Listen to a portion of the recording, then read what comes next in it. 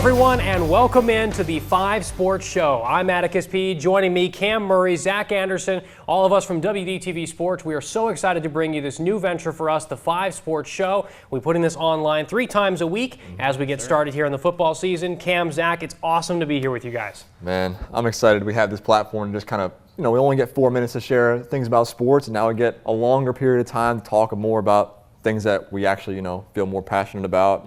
We have the time on the 6 and 11 and the day break, but this is more of an open platform for us to kind of break down more of West Virginia sports, not just West Virginia University, but high school sports and everything in between. That's true, and it's just more sports for everyone out there. I mean, it's just more content for you guys to enjoy, more stuff we can tell you about your favorite teams, your favorite players, your favorite programs. I'm so excited to be here, guys. And I'll tell you at home, when it comes to high school football, when it comes to West Virginia football, this is not a 40-hour-a-week job for any of us up here. It is usually double that at the very minimum. All of us love it. We love North Central West Virginia sports. We're so excited to bring you more of that this year. This is a big platform for us, a big venture for us to sort of do that for you at home. And this season, guys, we're going to get things started with the big topic everyone's got on their minds right now. It's West Virginia football. It's Rich Rodriguez back once again, decade plus away. West Virginia sort of coming out of that Neil Brown era. Here we go, hopefully a new era. Oof, new era indeed. Could it be any more on different sides of the spectrum between the Neil Brown era we saw maybe 10, 12 months ago, or just about that time, to the Rich Rod era we saw in the beginning of fall camp, the practices we were at? I'll just tell you, when I was at practice last August, those fall camp practices, even some of the spring ones, it's a different vibe. It seems like Rich Rodriguez has galvanized the whole program. It's no secret he's galvanized the state. The fans are loving what they're seeing online, in press conferences and stuff like that. Rich Rod has the team, and he has the whole state behind him, and I'm just excited to see what he can do. Just go check Cam Murray's Twitter. We saw a video of what Cam posted of the fire that Rich Rod has for this team nowadays. It's really great to see, guys, and you can't say enough about what he's done for the university as well. The fundraising, the season tickets almost sold out immediately. Pit tickets just sold out again after more tickets were on the opened secondary up. market. It's bad, Yeah.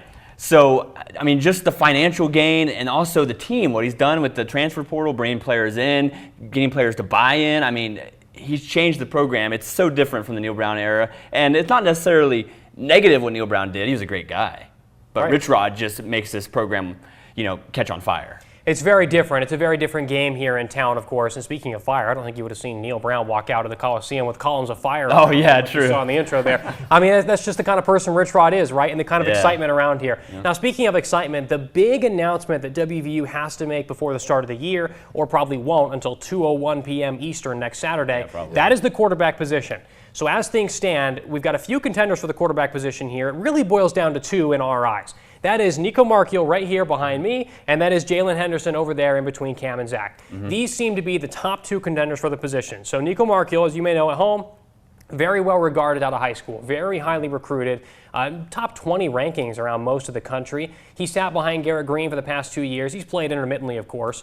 And Jalen Henderson, coming from Texas A&M now. He played a lot in 2023, scored some touchdowns for them at the end of the year, and he didn't really play much last year. So now we're here where neither has really played in a while, or at least played consistently, and now we're here. They've got to lead this program in the Big 12 under Rich Rod. Who do you guys think is the starter, Zach? We've seen flashes from both these players. Nico at WVU, Jalen Henderson at Texas A&M, but Nico's only gotten spot starts, and I feel like Rich Rodriguez, just to be honest, doesn't owe anything to Nico. Nico wasn't recruited by Rich Rodriguez. He comes in, and Rodriguez has, the whole program to pick from. So he's not owed by Rich Rod to play. And I think that's what makes this decision tough, because both these quarterbacks have a skill set that Rich Rodriguez wants. They're both dual threat guys. Nico can run the ball. We know Jalen Henderson can run the ball. He did it at Texas A&M. So both of these players have what Rich Rodriguez needs. It just depends on who separates himself. And they may have already done that. We don't know yet, but it's still early. So we probably won't see it until August 30th, Atticus. Now, to be fair, I think we would know if they had separated, because most every program around the country is making those quarterback announcements. A lot of the decisions have already been made. Of course. Now, it may be keeping it under wraps, of course. That does seem like something Rich Rodriguez would do. But Cam, as you've noticed, I don't think it may be as a maybe they really haven't separated. What do you see when you go to the practices? I think both, like you said, he doesn't owe Nico anything in terms of giving him the starting job. He was at his press conference, he was, all that, but like you said, he doesn't owe him anything. Jalen Henderson comes in, they have a similar skill set, and pretty much all the guys in the room right now, obviously those two behind me are separating themselves as the main leaders. Yeah. But if you look at the other guys they have on the roster, like Max Brown and Scotty Fox, and even freshman Max Anderson, these guys have a similar skill set. I will just say this. There was a press conference last week when Rich Rodriguez floated the depth chart in front of everyone's face in the media. I saw that, yeah. And everyone was clamoring and saying, oh, this is set in stone. I'm just going to put this out there. I think Rich Rod does know the starting quarterback. I think it is Nico Marchiol. Robert Morris, I don't think when we all see Nico come out of the tunnel and get into that first team, starting the game, that's what I expect. But then again, playing Robert Morris, we could see Nico play a quarter and a half, taken out. Jalen Henderson comes in. That game, to me, is like a Golden Blue Spring Showcase ×2, meaning a lot of guys I think are going to get reps.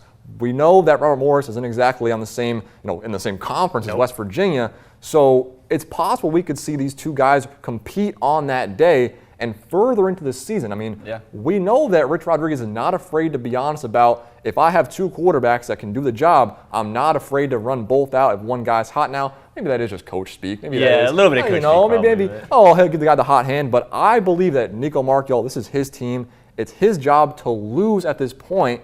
And if Jalen Henderson can show that he has more of a skill set that Rich Rod likes, well, maybe we can see him. But right now, I'm sticking with Marchiol. Well, that's an important distinction that Cam's just made there, because it may not just come down to who's the more talented thrower here. I think that's pretty obvious. People here in West Virginia, you've seen Garrett Green throw the past couple of years. Garrett Green, great player, great speed. Hope he makes it as a wide receiver in the NFL. He just wasn't doing it at quarterback for WVU. And I think a lot of that came down to accuracy. Very good player, just couldn't string it together consistently. So I think for Marchiol to take that step and be the accurate passer, that all sounds great in our minds. But Henderson's here for a reason. He's getting reps for a reason. Played at Texas A&M for a reason. Now, of course, if you saw A&M in 2023, they couldn't throw either at all. But West Virginia needs to throw. West Virginia does need to throw, but we know how Rich Rodriguez works, and it's a lot of running the ball. I mean, how many running backs are on the roster? Like 9, 10? Of course, throw is going to be cut down, but we'll get to that in a moment. But at the end of the day, it may very well come down to who can separate themselves in games, because it may seem like both could get an opportunity. Of course, Marchiol, like you said, Cam, seems to be the front runner. And one of the things to keep in mind here, too, before we move on, a couple of years ago when Garrett Green and Marchiol got in the quarterback competition, when Garrett Green's junior year, they rolled him out for the Golden Blue game in the spring, right? And for the kids' practice over the summer. They had Garrett Green sort of leading the way at the kids' practice, showing them the ropes, throwing the passes, doing the media opportunities and such. That seems to be the case with Marchiol. First guy out in the spring game, one of the first guys out at the press conferences. It seems like they're setting him up to be the quarterback. So don't be surprised if he's out there week one playing the majority of the snaps. It does seem like Henderson will get some opportunities. That's what I believe. I mean, I don't want to echo my own point, but I just believe this Robert Morris game is the game before the actual game. I mean, obviously, this is not an opponent that's a Big 12 opponent, but whoever kind of shows up, maybe we can even see all the quarterbacks come out. I mean, it's just a great opportunity for both of them to get reps, both of them to see the field. So Rich Rodriguez knows what he has. I mean, when you travel on the road to Ohio, which is a very interesting game, by the way, traveling on the road to Ohio, that's where you get your first test. I mean, I know it's a MAC team, but that's where you get your first test. So you want to find the ins and outs of who you like at the quarterback position. Now, speaking of who you like, let's move on to our next story here. This one came down yesterday. So 4 players have been ruled eligible now by a district court, or a Northern District Court in West Virginia. These 4 players behind us have been deemed eligible to play for West Virginia University. And this is a big deal for 2 reasons. First of all, 4 guys on the roster, 4 guys who can now play. And these are big players too. Jamori Robinson is the big one. He was the American Athletic Defensive Player of the Year at University of Texas San Antonio, 10.5 sacks. He is projected to be a big deal at the linebacker DN position if he gets to play. We'll come back to him. The other guys, Jeff Weimer, wide receiver. He's played at Wyoming. He's played at Ohio State. That's the school, my mistake. First team Big Sky at Idaho State. Could be a really good receiver for the team. Ty Edwards, very big deal. Halfback. He's supposed to be the power back. Played at Northern Iowa, over 1,000 yards last year. And Justin Harrington, very well regarded coming out of high school, projected to play at the safety position for WVU if he can get on the field, which, of course, now that he's eligible to play, may be able to do so. But the big problem with this is, it is now, what's today, August 21st? Yep. It's August 21st, it's Thursday. These guys have just been ruled eligible to play. The season starts next week. There is just no time, really, to show these guys the ropes to get them in. So you have to be able to plug them in and play them right away. And it's not just these 4 players. That's really become the whole roster. There are so many transfers who have come in. It's not just these 4. It is really everyone here, bar some 24, are here from the summer on. I mean, you could say like 80% of the roster is transfers, honestly, this season. Yes. Is that enough time to get your team together for a good run this season? I'm not sure it is. And I think these 4 players, all in different position, it may be kind of indicative to that. There are so many new players here, it may be too soon to get the team gelled that quickly.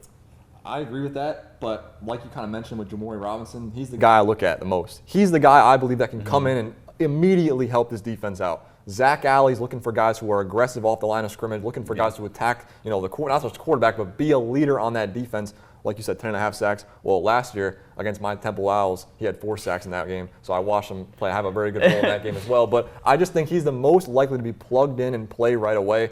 No one's practiced, no one's been, acclimated really in that sort of sense. But if there's one guy, it's him.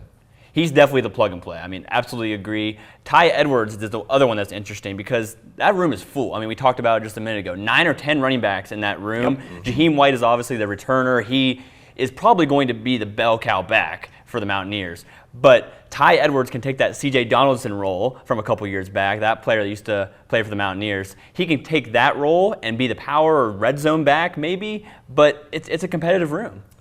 And you have to hope that that does happen, that there are multiple running backs who show up. As we move over to the running back position, that's sort of the big key here, too, for WVU. So Jaheim White, as Zach mentioned, is supposed to be the feature back here for West Virginia, right? The lightning guy, if you will, out of the Thunder and Lightning combo. Can someone step up to the C.J. Donaldson role? Donaldson, of course, who's now at Ohio State. And it seemed like he never really got the best chance to show off what he could do here at WVU. Not quite. And so you're hopeful that Ty Edwards can be that second guy, but also that Jaheim White can show off what he can do as well. We've seen a lot of glimpses of it. We know how good Jaheim White is. It just hasn't seemed to connect so far at WVU. He's been a great player, of course, don't get me wrong. But in terms of taking them to the next level, there just haven't been many opportunities. It hasn't translated to wins. No, that's a good way to put it. It has not translated to wins, but I hate to make this comparison so early in the season, but Jaheim White gives me so many Steve Slayton vibes. And that was quick, everyone. Yeah, that was very quick. But like as a West Virginia native myself, watching those old Mountaineer teams, I mean, it really feels the same. And you bring back Rich Rodriguez with his offense, the run and shoot offense. It's exciting to see what's going to happen with Jaheim White there. I don't know if I'd go so far to say that, but I agree. The excitement for Jaheim is I'm not saying they're the same player. Preseason, Big 12, I mean, he's top. He's the guy on this team that's going to have the biggest step. Obviously, we can go with quarterbacks all day long, but this team will go, it's old adage, but as far as the offensive line will take them, obviously there's new guys to come into that unit, but Jaheim White, with the ball in his hands, he's going to be the reason why they win games this year. I think the passing attack is something also interesting with the Rodney Gallagher, Preston Fox, some other guys, Cam Bond, but the running attack is going to be the reason why West Virginia wins games in the Big 12. Well, right now, last season, WVU did not have, of course, the best time scoring the ball. Only 29 points per game. Sounds like a lot. It's really not that many. So WVU really needs their running backs to show up this year, and really not just necessarily to score points. That, of course, is the idea, score your 40, 50. Right. But it will not be that way, of course. WVU's goal is grind teams down. You know how Rich Rodriguez plays. It's fast, it's physical. It is to wear you out. It is to get the other team off the field and hopefully keep the other team off the field and hopefully keep this WVU defense off the field too until we know they can play. Right. That's one thing too. I mean, you just mentioned it. They had only scored the 29 points per game last year, but they were having to score at least 35 points per game to be in games late in the season. I mean, their defense, we can talk about it all day. It wasn't good in many spots. Capital B bad is being generous. Capital B bad. Yes, the backyard brawl was probably the biggest, collapse of that last year with the defense. Secondary was not playing well. Misalignments, guys not knowing where they're supposed to be, and then eventually Jordan Leslie gets let out the door. But Zach Alley, he's going to be the guy that during these press conferences over the summer, Rich Rod has raved about his ability to get the players acclimated to his system, even going so far as to say that he's so advanced on the defensive side, it's actually a disservice to some of the offensive guys because all the blitzes, the stunts he wants to put into practice. Zach Alley seems like he could really be the key to the success of the West Virginia team, obviously on the defensive side, but I'm excited to see what he can do with his defense. If you watched his Oklahoma team, Zach Alley as a defensive coordinator, he loves to blitz. And that's been completely different from the Mountaineers' philosophy under Jordan Leslie for the past however many years. Jordan Leslie loved to sit back, have some soft coverage and try to keep the ball in front of the defense. Well, Zach Alley loves to blitz, and I think that could play right into someone like Jamori Robinson's hands if he plays. Of course, we don't know how it's going to be him acclimating to the new offense, or the new defense, excuse me. So Allie loves to blitz, and I think this defense can benefit from that. So as we get closer to this season, we'll bring you a full preview of the game next week against Robert Morris. As we turn our attention to Rich Rodriguez, and as we turn, of course, he is the star on campus here. Yeah. He is the star of the team. He's the star of the program. Really, I mean, you think about it, he's the star of the state. Yeah, that's a good point. It's him and Governor Morrissey, and they're like right there, honestly. That's just the way it works. One of the highest paid people in the entire state, so. That is the way it works. So can Rich Rodriguez help turn this around? Because WVU, I think, as you guys all know, when all of us grew up, West Virginia was, of course, an incredible team to watch. The speed, the scoring, the 2007 season, just so much good that they were able to show on a different stage, on that national stage. And now, these past 5 seasons have just not been it. Neil Brown, just even that 9-4 year, it just kind of felt like a flash in the pan. Yeah. So can Rodriguez turn it around? I guess for you at home, does nostalgia really work? Can you really bring nostalgia back? And can it be as good as it was back then? That's sort of what we're looking to see here. Can Rich Rodriguez do it one more time here? I mean, that's a big question, loaded question. Yeah, but it is. I think what starts with accountability. Throughout the entire summer, that has been the main theme of this team right now. Rich Rod is holding the players accountable. There was that time, we talked about the running backs a little bit. There was times where he was kind of talking about the health of his running back room and saying, hey, I can go out and get more guys, and I can. He's kind of putting pressure on these guys. He understands the system. He understands the NIL era. He understands the ability to go out there and get guys in the transfer portal. So he understands exactly how to motivate his players. We're seeing it on the practice field, and we're obviously hearing it when it comes to press conferences and things like that. I do believe Rich Rodriguez will come in. And I just to give myself kind of some leeway here, I think they'll win more games than they did last year. I'm not too sure how they'll do this year. Obviously, we don't know. I don't have a magic wand or crystal ball. Yeah, but just what I've been seeing, what I've been hearing, this is a different team, and for all the right reasons. I want to expand on a bit on what you said about the NIL era and how he's in the transfer portal era and how he's embraced that, because I commend Rich Rodriguez. Okay, from 2007 to now, that's 18 years, almost 20 years since he's been back here at a Power 5 program in West Virginia, and he's taken a perfect step, and he's just moved on perfectly with this new era of college sports. And I commend him for that, seriously, because it's been so long since he's been here, and I think he can take that and bring it into the new season and excel. Mm-hmm. And then one of the most interesting parts about that, too, is, like Zach mentioned at the start of this, it's not just the fact that he's bringing in players. It's not just the fact that he's bringing in talent. It is energizing you at home. Yeah. We're doing this podcast because of the show, because of someone like Rich Rodriguez, because of the excitement and energy that all the WVU fans have around here. Yeah. You can feel it. You can feel that something different. Absolutely. Yeah. And that is the new era of college football. It is, can you energize the team, of course? Can you turn the team around if need be? But also, do the donors like you? Do the boosters like you? Do the fans like you? Because that's really what determines it. Yeah, sorry, I didn't interrupt you there, but Rodriguez plays both sides. He has the energy, he has the old style coaching, which I love, but he also does the other stuff. He does the transfer portal, does NIL. He's been successful with the donors, like I mentioned earlier, about season tickets. I mean, he's kind of covering all his bases right now for West Virginia. Right. And as we get to this start of the year, he's got a good chance to start things off right. We'll go through the full schedule next week, but just taking a quick glance at it, Robert Morris and at Ohio, those are 2 lower tier teams. You should be able to get, especially WVU, those need to be 2 wins. Mm-hmm. Pittsburgh, any rivalry game, anything can happen. You may not be playing a ranked team until Kansas, Utah, or BYU later in. And as you all remember, of course, WVU, 2 wins in the past 5 years against ranked teams. It's not great. So Rich Rodriguez will have the time, we think, to set the team up right, get them hopefully to where he wants them to be in time for a top 25 game. Is there enough time to turn them into the scheme and the players and the group that he wants? I'm not sure. Again, it's not been long. That's kind of the arm race in the Big 12. I feel like other programs are returning a lot of their key players. When you look across the league, you look at Arizona State, look at Kansas State returning their quarterbacks. Kansas returning their quarterback as well. BYU had a little bit, problems going on over there, but I'm sure they have a great other, players in their other units. But that's what I think West Virginia's competing against. They're not only trying to get better for themselves, they're trying to compete against these other programs that are getting better faster than West Virginia. So, and that's a credit to Ren Baker too. Ren Baker's figuring out all types of ways to get more money in the pool for the NIL for West Virginia. And, that's another part of this. We have Ren Baker doing a good job at athletic director, Rich Rodriguez kind of working together to help this program. We might not see all the, we might not see the full picture this season, but in the future, they're building something to really compete against all the best programs in the Big 12. And it might not happen this season, like you said. It might need time. But the biggest thing I want to see is if this West Virginia team can get ranked. That has been a question among fans, I'm sure, for plenty of time under the Neil Brown era. They want to see this West Virginia Mountaineers team be ranked. The last time they were ranked, I believe, was in 2018. Yep. So the Mountaineers, they need to get back into national recognition and compete for a college football playoff. That's got to be the goal, right? Right. Yes. Now, I think of this compared to something that happened just this morning at home.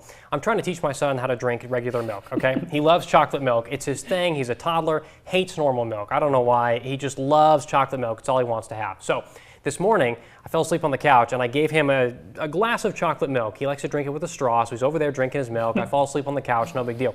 Wake up 5 minutes later, he's got all his stuffed animals all around the cup, and he's just having them all drink out of the milk. He's giving it one by one. Here's his dinosaur and his mammoth, and so on and so forth. And I This got connects, mad at him. right? Well, yes, it does. I'm messing. And I got mad at him originally. I was like, okay, come on, you can't be doing this. You can't get your toys dirty. What do we, I got to clean them off, right?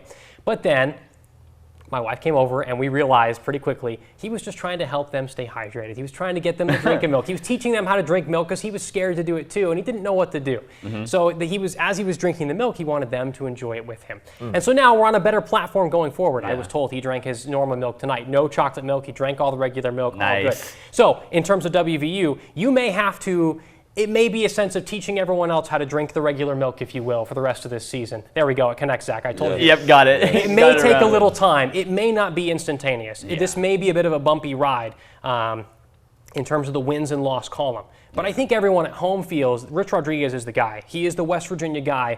Can he lead them forward? Can he lead the team forward beyond this season and into something better as we go forward? Because again, this season, the expectations are not playoffs. I think a winning season, a winning record is honestly the goal. Anything beyond that, gravy train. Yeah, like I mentioned, college football playoff, that's the expectation for any team. That's where you want to get. Right. That's not where West Virginia is at right now. No. You are absolutely right. The winning record needs to be the focus, getting ranked, beating ranked teams, winning at home. You got to win at home, of course, in front of the fans, win rivalry games. These are all big things that Rich Rodriguez needs to do. And I think they picked the right guy. I mean, you picked a West Virginia guy through and through, like you said. So I'm confident that he can get it done, at least a winning record this season, but it might not be instantaneous. He might need more time to really reach that next level in college football. Right. So week one, of course, Robert Morris next Saturday, August 30th at 2 p.m. at Milan Puskar Stadium. That game's going to be on ESPN+. We'll, of course, have post-game reaction, a post-game show, a 5 Sports show after the game with all of us. And as you look at the screen here, this is the first time West Virginia's ever played the Colonials. Robert Morris, of course, an FCS team. They went 7-5 last year, though they did lose to Utah State by about 22 points. So this feels like it should be a pretty good win, I think, for the Mountaineers. Yeah, a little bit different than last year's week one, right? When everyone's going in Yes. thinking that it's going to be a major upset on big noon kickoff and all that. So I think this is going to give West Virginia more of a breath of relief. Last year, I think the pressure was on for week one.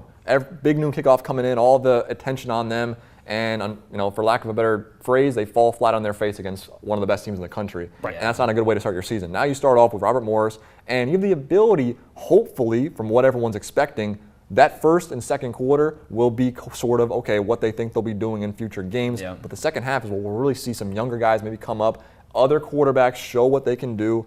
And I really think that Rich Rodriguez is going to roll out at least 2 or 3 quarterbacks in that game. I think we're going to see a lot of guys in the quarterback room show what they can do.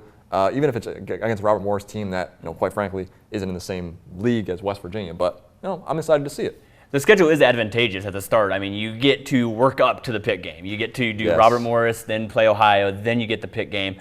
Well, Robert Morris, I mean, in comparison to FCS teams that WVU has played recently, that being Duquesne, Towson, you can go back to Delaware State whenever we played them. Right. This is more of a quality opponent in Robert Morris. For an FCS team, of course, we're not on the same level, but it's a better test than I think they've had in their previous FCS opponents.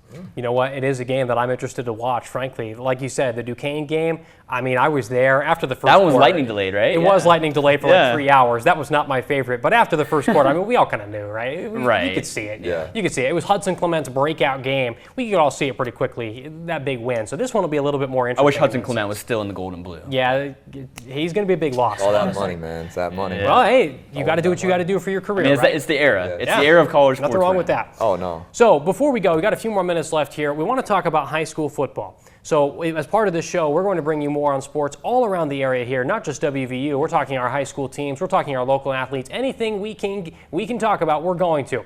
So high school football season is starting up next week. It's exciting. The 5th quarter, week 1. We're so excited for high school football. And as we take a look on screen here, let's look at some of the big games we've got coming up here. Lewis County RCB, Parkersburg, Morgantown. Those are your 2 Thursday night games. We'll have highlights of both on Thursday night next week. And as we look on down the list, plenty of big games here. Cam, what draws your eye week 1?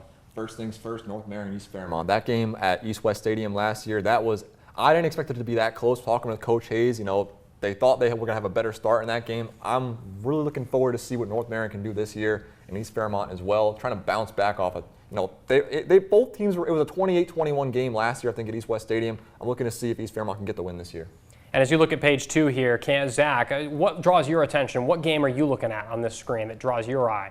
I like Clay Battelle at Cameron. I mean, Cameron was a runner-up in Class Single A last year. Clay Battelle, I went to their practice earlier this year. Coach Aaron Lepeau there in his 2nd year for the CBs, and they've been impressive. I mean, they have a big line up front. They have skill players. They have Corey Cohen, their quarterback, coming back this year. I'm excited for that group to see what they can do.